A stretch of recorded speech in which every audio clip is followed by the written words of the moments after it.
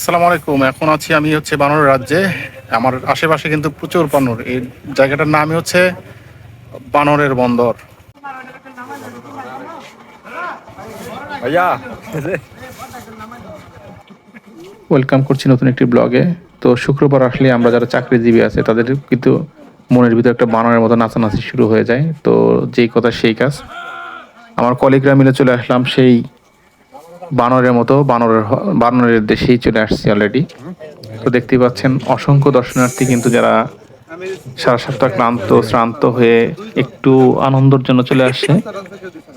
এই জায়গাটা হবে আপনার জন্য বেস্ট।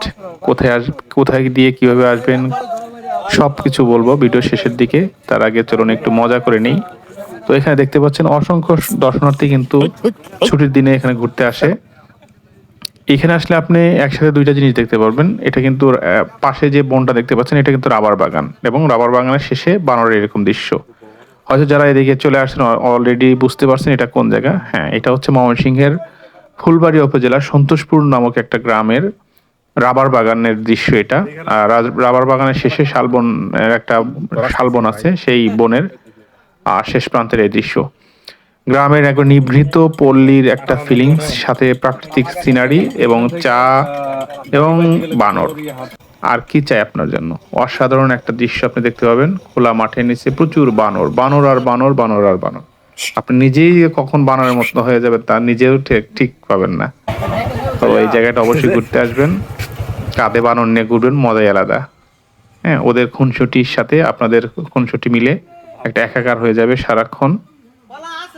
ঢাকা থেকে যদি আসতে চান তাহলে যে কোনো বাসে আপনি ময়মনসিংহ চলে আসবেন। ময়মনসিংহ শহরে নামলে ওখান থেকে ফুলবাড়িয়ার যে কোনো একটা বাসে আপনি ফুলবাড়ি আসতে পারবেন। ফুলবাড়িয়া উপজেলা থেকে একটা অটো রিক্সা নিয়েই কিন্তু আপনি সুন্দর করে সন্তোষপুর রাবার বাগানে চলে আসতে পারবেন। আর রাবার বাগানের ঠিক শেষ প্রান্তেই আসসালামু আলাইকুম। এরকম সুন্দর মনোরম দৃশ্য আপনারা দেখতে পাবেন।